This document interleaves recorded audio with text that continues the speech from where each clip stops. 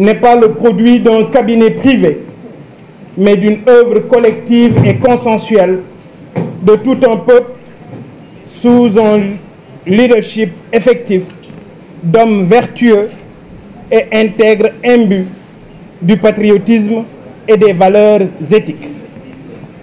5 points clés auront retenu mon attention lors de cette présentation.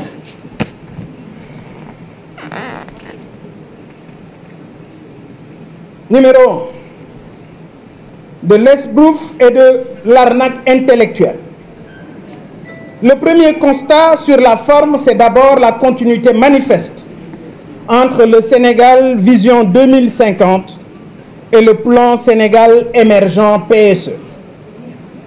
Ce sont les hommes du PSE, les documents du PSE et l'approche du PSE. Les mêmes documents élaborés sous le PSE, je veux parler du document de la stratégie nationale de développement du secteur privé, qui ont été plagiés et recopiés tels quels. Rien n'a changé. Même les Sénat.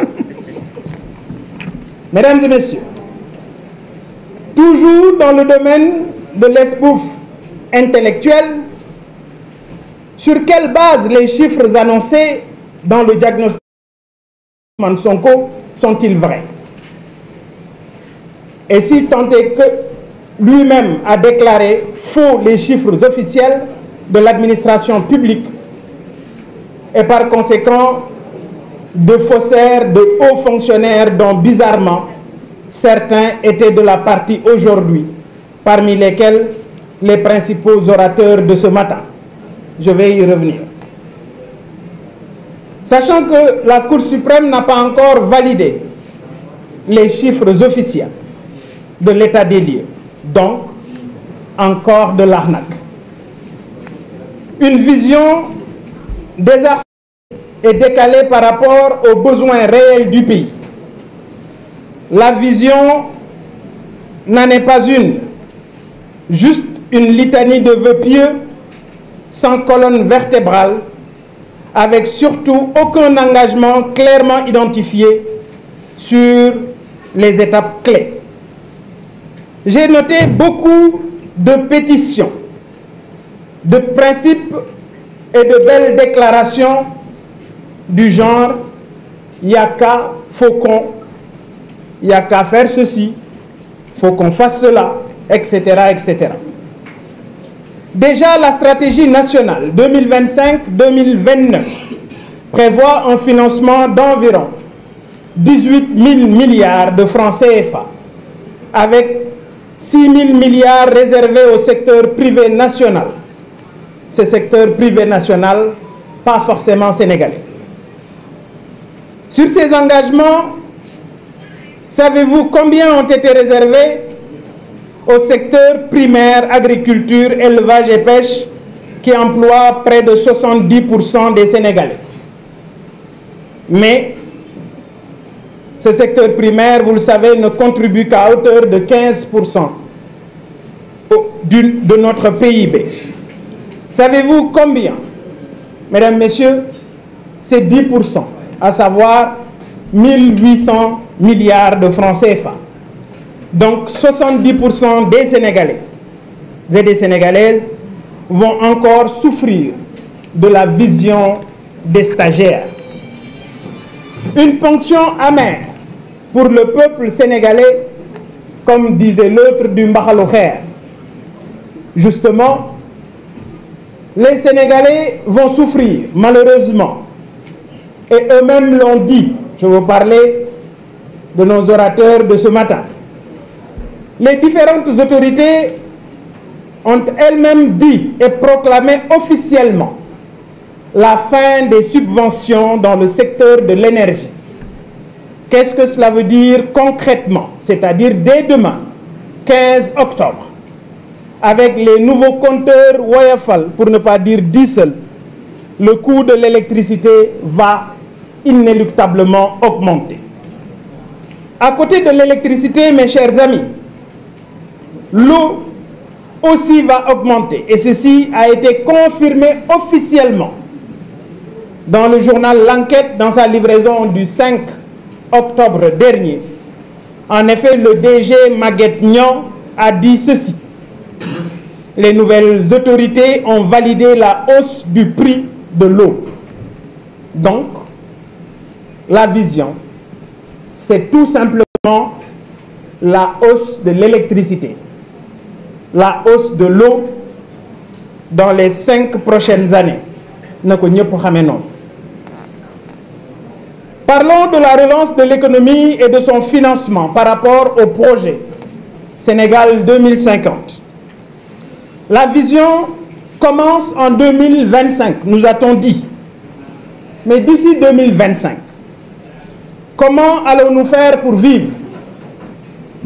Comment vont-ils s'y prendre pour ressusciter une économie qu'ils ont eux-mêmes tuée en l'asphyxiant? Regardez actuellement toutes les vidéos qui circulent au niveau des marchés vides, sans clients, frappés de sinistrose actuelle. Qui a arrêté la commande publique et fermé le trésor public? C'est une question. Qui a arrêté tous les chantiers de BTP dans la capitale et dans certaines zones du pays? Comment vont-ils financer cette vision de Sénégal 2050? Eh bien, je vous le dis, de la dette, encore de la dette. Le président Diomaye et le Premier ministre Ousmane Sonko ont en effet validé en Conseil des ministres le 12 juin dernier les budgets pour les 3 prochaines années. Et dans ce document, ils disent clairement qu'ils vont emprunter 8 800 milliards de francs CFA, dont 6 400 serviront à rembourser la dette. Donc, pas de stratégie de financement. Parlons de bonne gouvernance. Mesdames, Messieurs, apparemment, ce qui nous a été présenté aujourd'hui, sous les traits d'une vision, serait enraciné dans la bonne gouvernance. L'heure est grave, sinon, je me permettrai un grand fou rire, tant les faits s'ingénient à contredire les vœux pieux. Sinon, avez-vous entendu parler de l'affaire Azer, d'effrayant la chronique et si grave à tout point de vue? D'ailleurs, j'interpelle le Premier ministre Ousmane Sonko sur la disparition. 37 milliards qui se sont volatilisés. 37 milliards d'avance de démarrage du dossier Azer. L'ARCOP vous le réclame. La Banque Santander vous le demande. Alors, Monsieur le Premier ministre, je vous le demande. Où sont nos 37 milliards? Ana Khalis. Et quitte du dossier de l'ONAS, dont l'ancien directeur général, le docteur Cheikh Dieng, est auditionné aujourd'hui par les enquêteurs.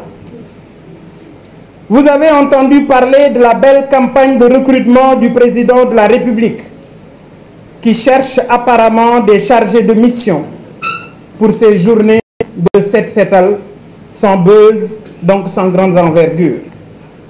Récemment, 47 ont été bombardés, chargés de mission.